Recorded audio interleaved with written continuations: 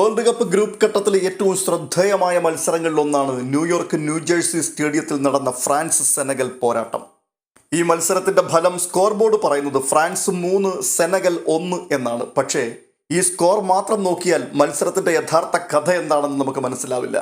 Half time വരെയോളം സാധാരണഗതിയിൽ മുൻപോട്ട് പോയൊരു മത്സരം ഇടവേളയ്ക്ക് ശേഷം ആളിക്കത്തുന്ന കാഴ്ചയായിരുന്നു ലോകം കണ്ടത്. കാരണം ആദ്യ പകുതിയിൽ കളി നിയന്ത്രിച്ചത് സെനഗലായിരുന്നു. ഇതിനിടയിൽ പലവട്ടം ഫ്രാൻസിനെ വിറപ്പിക്കുവാനും സെനഗലിന് കഴിഞ്ഞു. എന്നാൽ രണ്ടാം പകുതിയിൽ ലോകം കണ്ടത് ഫ്രാൻസിന്റെ യഥാർത്ഥ മുഖമായിരുന്നു.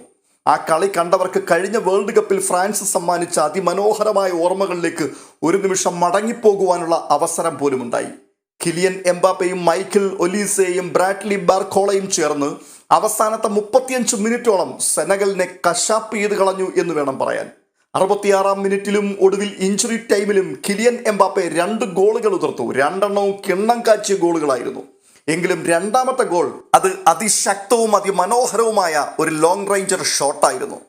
പകരക്കാരനായി 82-ാം മിനിറ്റിൽ കളിക്കളത്തിൽ ഇറങ്ങിയ ബ്രാഡ്ലി ബാർക്കോള സെക്കൻഡുകൾക്കുള്ളിൽ സെനഗലിന്റെ ഗോൾ മുഖത്ത് സ്ഫോടനം നടത്തി എന്നുള്ളത് ഒരു അത്ഭുത പ്രതിഭാസമായിരുന്നു. എന്നാൽ ഒട്ടനവധി അവസരങ്ങൾ നഷ്ടപ്പെടുത്തിയ സെനഗലിനു വേണ്ടി അവസാന നിമിഷം ഇബ്രാഹിം എംബായെ ഒരു ബുള്ളറ്റ് ഷോട്ടിലൂടെ ആശ്വാസ ഗോളും കണ്ടെത്തി. ഇരു ടീമുകളുടെയും ഫോർമേഷൻ 4-2-3-1 ആയിരുന്നു. സെനഗലിന്റെ ആധിപത്യത്തിലൂടെ ഈ മത്സരം ആരംഭിച്ചപ്പോൾ ഫ്രാൻസ് പതിവ് പോലെ പന്ത് കൈവശം വെക്കുവാൻ ശ്രമിച്ചു. പക്ഷേ സെനഗൽ തീരെ വഴങ്ങിക്കൊടുത്തില്ല. ഹൈ പ്രോസിംഗ്, ശക്തമായ മിഡ്ഫീൽഡ് പോരാട്ടം, വേഗമേറിയ കൗണ്ടർ ആക്രമണങ്ങൾ ഇതെല്ലാം ചേർന്ന് ഫ്രാൻസിനെ വലിയ രീതിയിൽ സെനഗൽ ബുദ്ധിമുട്ടിച്ചു. ആദ്യത്തെ 45 മിനിറ്റിൽ കൂടുതൽ അപകടകരമായ അവസരങ്ങൾ സൃഷ്ടിച്ചതും സെനഗൽ തന്നെയായിരുന്നു. അതിനെ മുൻനിർത്തിക്കൊണ്ട് പറയട്ടെ, ഫ്രാൻസിന്റെ അസാധ്യ പെർഫോമൻസ് നിലനിൽക്കുമ്പോൾ തന്നെ ഈ മത്സരത്തിനൊരു ടൈറ്റിൽ കൊടുക്കുവാൻ പറഞ്ഞാൽ സെനഗൽ നഷ്ടപ്പെടുത്തി കളഞ്ഞ സുവർണാവസരങ്ങൾ എന്ന് തന്നെ ഞാൻ പറയും. അത് തന്നെയായിരുന്നു ഈ മത്സരത്തിലെ ഏറ്റവും പ്രധാനപ്പെട്ട കഥയും.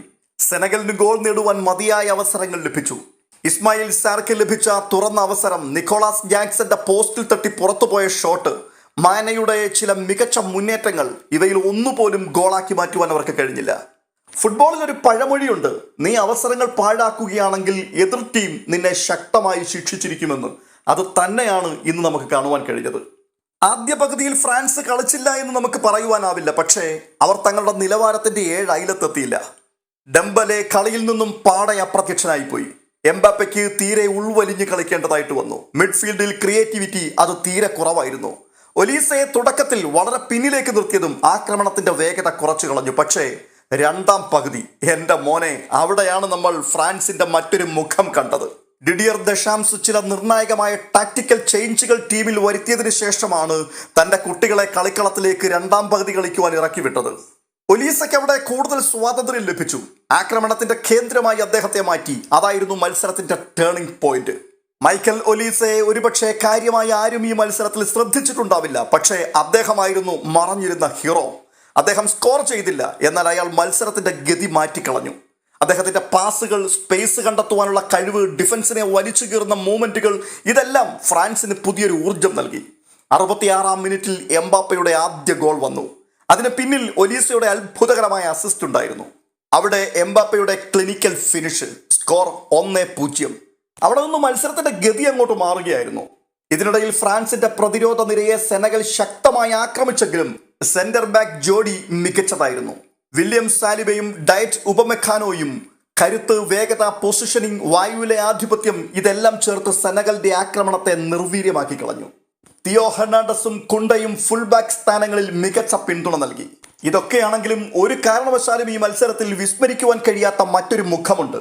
അത് സെനഗലിന്റെ ഗോൾ കീപ്പർ എഡ്വാർഡ് മെൻഡിയുടേതായിരുന്നു. അദ്ദേഹത്തിന്റെ പ്രകടനം, അതെ, സെനഗലിന്റെ ഗോൾ കീപ്പർ മെൻഡി ഇന്ന് തോൽവിക്കിടയിലും ഉജ്ജ്വലമായ പ്രകടനമാണ് കാഴ്ചവെച്ചത്. അദ്ദേഹത്തിന്റെ പ്രത്യേകതകൾ ഞാൻ പറയാം. മികച്ച റിഫ്ലക്സുകൾ, 1-on-1 സാഹചര്യങ്ങളിൽ പുറത്തെടുത്ത അസാധാരണമായ ധൈര്യവും പോരാട്ട വീര്യവും, വായുവിലൂടെ ചീറിപ്പാഞ്ഞെത്തുന്ന ബുള്ളറ്റ് ഷോട്ടുകളുടെ മുൻപിൽ ആത്മവിശ്വാസം കൈവിടാതെയുള്ള അറ്റംപ്റ്റ്. ആ മനുഷ്യന്റെ ചില നിർണായകമായ സേവുകളില്ലായിരുന്നുവെങ്കിൽ ഇന്നത്തെ സ്കോർ ലൈൻ കൂടുതൽ വലുതായി പോയേനെ. അടുത്തതായി ബാർക്കോളയുടെ സ്വാധീനത്തെക്കുറിച്ചാണ് പറയുവാനുള്ളത്. സബ്സ്റ്റിറ്റ്യൂട്ടായി എത്തിയ ബ്രാഡ്ലി ബാർക്കോള മത്സരത്തിൽ ഉടൻ തന്നെ സ്വാധീനം ചെലുത്തി. 82-ാം മിനിറ്റിൽ അയാൾ നേടിയ ഗോൾ സെനഗലിന്റെ തിരിച്ചുവരവിനുള്ള എല്ലാ സാധ്യതകളെയും അവസാനിപ്പിച്ചു കളഞ്ഞു. പക്ഷെ കളി അവസാനിക്കുവാൻ സെക്കൻഡുകൾ മാത്രം അവശേഷിക്കെ അവസാന നിമിഷങ്ങളിലെ സെനഗലിന്റെ നാടകീയത ഗ്യാലറിയിൽ വീണ്ടും ആവേശം മടക്കിക്കൊണ്ടുവന്നു. ഇഞ്ചുറി ടൈമിൽ ഇബ്രാഹിം എംബായെ സെനഗലിനു വേണ്ടി ഒരു ഗോൾ നേടി. സ്കോർ 2-1. പെട്ടെന്ന് മത്സരം വീണ്ടും സടകുടഞ്ഞ് എഴുന്നേറ്റു. പക്ഷെ ഒരു മിനിറ്റ് പോലും കഴിഞ്ഞില്ല. അതിനു മുൻപ് വീണ്ടും എംബാപ്പെ, വീണ്ടും ഫ്രാൻസ്, വീണ്ടും ആഘോഷം. സ്കോർ 3-1. വാസ്തവത്തിൽ എന്താണ് സെനഗലിന് പറ്റിയത്? ലഭിച്ച അവസരങ്ങൾ ഗോളാക്കാൻ കഴിഞ്ഞില്ല. അവസാന പന്തുകളിൽ കൃത്യത വളരെ കുറവായിരുന്നു. രണ്ടാം പകുതിയിൽ ശാരീരികമായി ക്ഷീണം വളരെ വ്യക്തമായി പ്രകടമായി. ഒലീസയെ നിയന്ത്രിക്കുവാൻ അവർക്ക് സാധിച്ചില്ല. ഫ്രാൻസിന്റെ ടാക്ടിക്കൽ മാറ്റങ്ങൾക്ക് മറുപടി കണ്ടെത്തുവാൻ അവർക്ക് കഴിഞ്ഞില്ല. അതുകൊണ്ട് നിരാശയോടെ ആദ്യ പോരാട്ടത്തിൽ തലകുനിച്ചവർ പുറത്തേക്ക് ഇറങ്ങിപ്പോയി. ഫ്രാൻസ് നിരയിലും ഉണ്ടായിരുന്നു അല്ലറ ചില്ലറ പ്രശ്നങ്ങൾ. ആദ്യ പകുതിയിൽ അവർ അതീവ മന്ദഗതിയിലായിരുന്നു കളിച്ചത്. മിഡ്ഫീൽഡിൽ പ്രത്യേകിച്ച് ഒന്നും തന്നെ സംഭവിക്കുന്നുണ്ടായിരുന്നില്ല. ഡംബലെ മത്സരത്തിൽ സ്വാധീനം ചെലുത്തിയില്ല. ചില സമയങ്ങളിൽ പ്രതിരോധത്തിലെ ഏകോപനം പോലും നഷ്ടപ്പെട്ടു പോയി. പക്ഷേ അവർ മടങ്ങി വന്നു, വിശ്വരൂപം പുറത്തെടുത്തു. ഇന്നത്തെ മത്സരത്തിലെ മികച്ച താരങ്ങൾ: 1 കിലിയൻ എംബാപ്പെ, 2 ഗോളുകൾ, നിർണായക നിമിഷങ്ങളിലെ നേതൃത്വം. 2 മൈക്കൽ ഒലീസെ, മത്സരത്തിന്റെ യഥാർത്ഥ ഗെയിം ചേഞ്ചർ. 3 വില്യം സാലിബ, പ്രതിരോധത്തിന്റെ മതിൽ. 4 സെനഗലിന്റെ എഡ്വേർഡ് മെൻഡി, തോറ്റെങ്കിലും തല ഉയർത്തി നിൽക്കാൻ കഴിയുന്ന പ്രകടനം.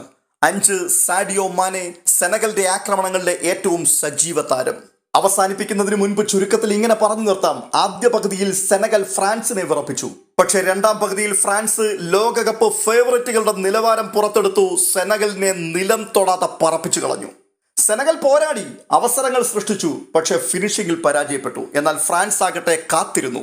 അവസരം കിട്ടിയപ്പോൾ ആക്രമിച്ചു. അവസാന നിമിഷം ലോക ഫുട്ബോളിലെ മഹാശക്തിയുടെ ക്ലാസ് പ്രകടനം പുറത്തെടുത്തു. അതുകൊണ്ട് തന്നെ ആദ്യ പകുതി നഷ്ടപ്പെട്ടു പോയെങ്കിലും, സെനഗൽ പിടിച്ചുകൊണ്ടു പോയെങ്കിലും, രണ്ടാം പകുതി അവർ ഫ്രാൻസിൻ്റെതാക്കി മാറ്റി. ലോകമെമ്പാടുമുള്ള ഫുട്ബോൾ ആരാധകർക്ക് ആദ്യ ദിനം തന്നെ അതിഗംഭീരമായ ഒരു വിരുന്ന് ഫ്രാൻസ് ഒരുക്കി. ഈ മത്സരത്തെക്കുറിച്ച് നിങ്ങളുടെ അഭിപ്രായം എന്താണ്? തീർച്ചയായിട്ടും കമന്റ് ബോക്സിൽ രേഖപ്പെടുത്തുവാൻ മറക്കരുത്. ഒപ്പം ഈ വീഡിയോ ഇഷ്ടപ്പെട്ടിട്ടുണ്ടെങ്കിൽ ഒന്ന് ലൈക്ക് ചെയ്യുവാനും ഹൈപ്പ് ചെയ്യുവാനും മറക്കരുത്. മറ്റൊരു അപ്ഡേഷനുമായി വീണ്ടും എത്താം. അതുവരേക്കും ബൈ.